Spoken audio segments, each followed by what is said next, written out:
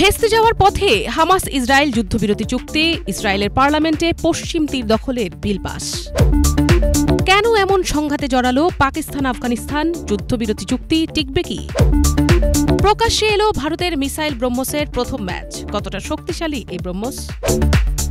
এবং নিরাপত্তা চাদর ভেদ করে ফ্রান্সের লুভর মিউজিয়ামে কিভাবে ঘটল দুধর্ষ চুরি? সুপ্রিয় দর্শক, আপনাদের আমন্ত্রণ জানাচ্ছি অ্যারাউন্ড দ্য ওয়ার্ল্ডের আজকের পর্বে। আমরা এতক্ষণ দেখলাম আজকে আমরা কি কি বিষয় নিয়ে আলোচনা করব। আজকে এসব বিষয় নিয়ে আলোচনার জন্য স্টুডিওতে আমার সঙ্গে আছেন আমার সহকর্মী মোহাম্মদ রকিব এবং মীর ফজলে রাব্বি। আমি শুরুতেই মীর ফজলে রাব্বি আপনার কাছে যেতে চাচ্ছি যে এই যে এত ঢাকঢোল পিটিয়ে গাজায় যে যুদ্ধবিরতিটি হলো, কিন্তু বারবার এটি ইসরায়েলের দিক থেকে সীমা লঙ্ঘন করা হচ্ছে, যুদ্ধবিরতি লঙ্ঘিত হচ্ছে, অভিযোগ উঠছে এবং এই অবস্থায় এই প্রশ্ন উঠছে যে আদৌ কি এই যুদ্ধবিরতিটি টিকে আছে নাকি এটি ভেস্তে গেছে। আর এর সাথে আর একটা জিনিস যোগ করতে চাই যে এরই মাঝে কিন্তু ইসরায়েলের পার্লামেন্টে পশ্চিম তীরকেও ইসরায়েলের সাথে যুক্ত করার একটি বিল পাশ হয়েছে। তো এরও প্রভাব কি এই যুদ্ধবিরতির নাজুক অবস্থার উপরে পড়বে কিনা? ট্রাম্পের তত্ত্বাবধানে বা ট্রাম্পের নেতৃত্বে যে যুদ্ধবিরতিটা হলো, সেই যুদ্ধবিরতিটা আসলে অনেকটা আইসক্রিমের মতো হয়ে গেছে, যে খুবই ক্ষণস্থায়ী, খুবই মিষ্টি, কিন্তু সময়ের সাথে সাথে সেটি গলে গেল।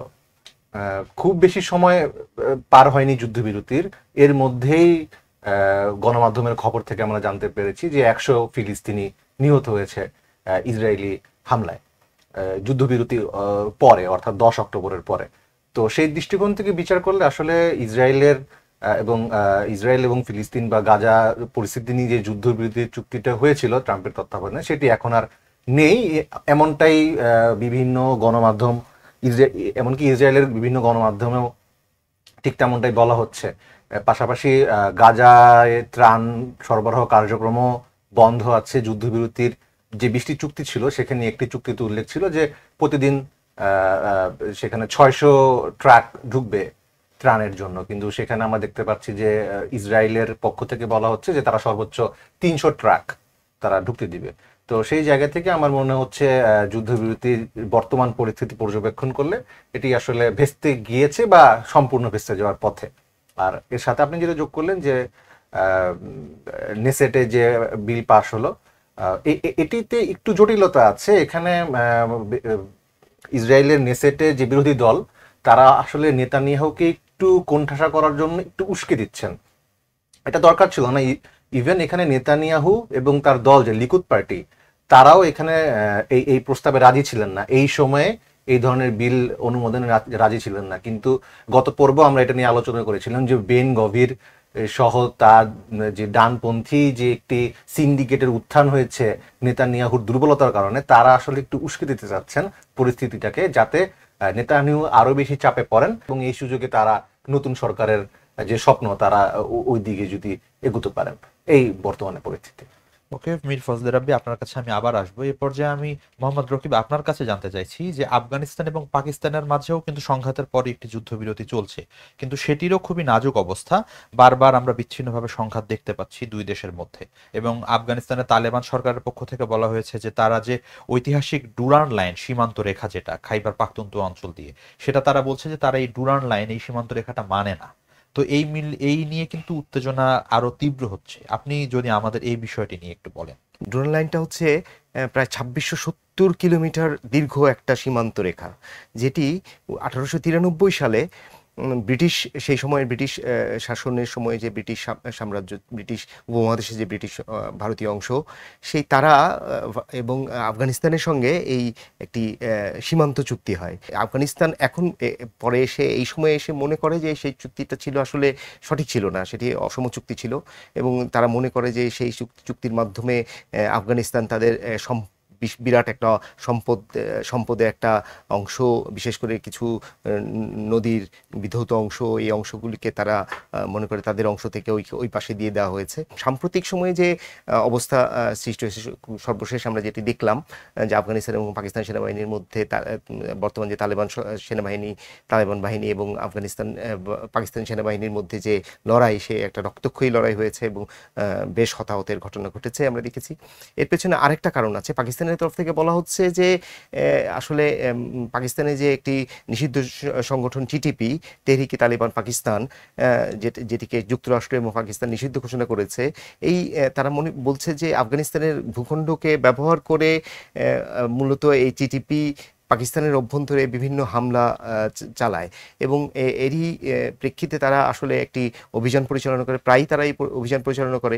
আফগানিস্তান পক্ষান্তরে অভিযোগ করে যে এই অভিযান পরিচালনা করতে গিয়ে তাদের আকাশসীমা লঙ্ঘন করে পাকিস্তান সেনাবাহিনী এবং তাদের সীমান্ত পেরিয়ে চলে আসে তাদের সেনাবাহিনী। এই পারস্পরিক এই মানে অভিযোগ রয়েছে এবং এর মধ্যে দিয়েই আসলে এই সংঘর্ষের উৎপত্তি। এবং সর্বশেষ যেটা হলো যে কাতার এবং তুরস্কের মধ্যস্থতায় যে শান্তি চুক্তি হয়েছে, আপনি যেটা জানতে চাইলেন যে এই শান্তি চুক্তিটা কতটুকু সাস্টেইন করবে, কিন্তু ওয়াশিংটন ভিত্তিক একটি গবেষণা প্রতিষ্ঠান এই চুক্তির পরে তারা সন্দেহ পোষণ করেছে যে এই চুক্তিটা বেশি দিন লাস্টিং নাও করতে পারে, কারণ এইখানে টিটিপি যাতে যেই সংগঠনের কোনো প্রতিনিধি সেখানে ছিল না। অবশ্য পাকিস্তানের তরফ থেকে তারা বলেছে যে এটা তাদের মানে সেখানে পার্টিসিপেট করার কোনো সুযোগ নেই আসলে। এবং এটি জের ধরে প্রধানমন্ত্রী নরেন্দ্র মোদী থেকে শুরু করে ভারতের প্রতিরক্ষা মন্ত্রী তারা কিন্তু পাকিস্তানকে আবার হুমকি দিয়েছে যে সম্পূর্ণ পাকিস্তানের প্রতিটি ইঞ্চি মাটি এখন ব্রহ্ম ক্ষেপণাস্ত্রের আওতায়। এর বিপরীতে আবার পাকিস্তানের দিক থেকেও কিন্তু পারমাণবিক বোমার পাল্টা হুমকি এসেছে তাদের সেনাবাহিনীর পক্ষ থেকে। তো এই যে অবস্থাটি দাঁড়াচ্ছে, এই উত্তেজনা কি আবার নতুন কোনো সংঘাতের দিকে নিয়ে যেতে পারে ভারত এবং পাকিস্তানকে? আর এই যে ব্রহ্ম ক্ষেপণাস্ত্র, এটা নিয়ে যদি আপনি বলেন মীর ফজলে রাব্বী। বর্তমান পরিস্থিতিতে আসলে উত্তেজনাপূর্ণ কোনো অবস্থায় যাওয়ার মতো পরিস্থিতির সৃষ্টি হয়নি ভারত পাকিস্তানের মধ্যে। তাদের মধ্যে এই ধরনের বাক্য বিনিময় বরাবরই চলতে থাকে। আর ব্রহ্মস মিসাইল নিয়ে যদি বলতে চাই, ব্রহ্মস মিসাইল নিয়ে সবচেয়ে বেশি আলোচনা যে কারণটা হচ্ছে এটা হচ্ছে সুপারসনিক, যেটাকে বলে অনেকে হাইপারসনিকও বলে, যে শব্দের চেয়ে এই মিসাইলটি 3 গুণ বেশি গতিতে যেতে পারে। কিন্তু এখানে প্রশ্ন হলো যে ব্রহ্মস মিসাইল সেটার পাল্লা হচ্ছে 450 কিলোমিটার দূর, 450 কিলোমিটার রেঞ্জের মধ্যে এটি ছুটে যেতে পারবে। অন্যদিকে ভারতের আরেকটি মিসাইল আছে, সেটি হচ্ছে অগ্নি 5, বর্তমানে ভারতের সবচেয়ে বেশি রেঞ্জের মিসাইল, যেটার রেঞ্জ হচ্ছে 5000 কিলোমিটার। তো সেক্ষেত্রে অনেকে একটু দ্বিধায় পড়ে যাচ্ছে যে অগ্নি 5-এর চেয়ে তাহলে ব্রহ্মস নিয়ে কেন এত বেশি আলোচনা হচ্ছে। এর কারণ হচ্ছে ভারত এবং পাকিস্তানের যে ভূকৌশলগত অবস্থান, সেখানে আসলে দূরপাল্লার ভারী ক্ষেপণাস্ত্র হচ্ছে তাৎক্ষণিক নিক্ষেপযোগ্য, শক্তিশালী এবং দ্রুত ক্ষেপণাস্ত্র বেশি কার্যকরী, কারণ তারা প্রতিবেশী দেশ এবং এই প্রতিবেশী দেশে যত তাড়াতাড়ি এবং যত দ্রুত গতির ক্ষেপণাস্ত্র একটি দেশ আরেকটি দেশকে ছুটতে পারবে, তত তারা যুদ্ধে এগিয়ে থাকবে। এবং এই ব্রহ্মস মিসাইল এটি কিন্তু ভারতের সেনাবাহিনী তারা দাবি করেছে যে সম্প্রতি যে সংঘাতটা হলো পাকিস্তানের সাথে, সেখানেও তারা এই মিসাইল তারা ব্যবহার করেছে। অন্যদিকে পাকিস্তানেরও কিন্তু সেই সক্ষমতা আছে, কিন্তু ক্ষেপণাস্ত্রগত শক্তির কথা চিন্তা করলে পাকিস্তান এখন অনেকটা পিছিয়ে আছে। ধন্যবাদ ফজলে রাব্বী।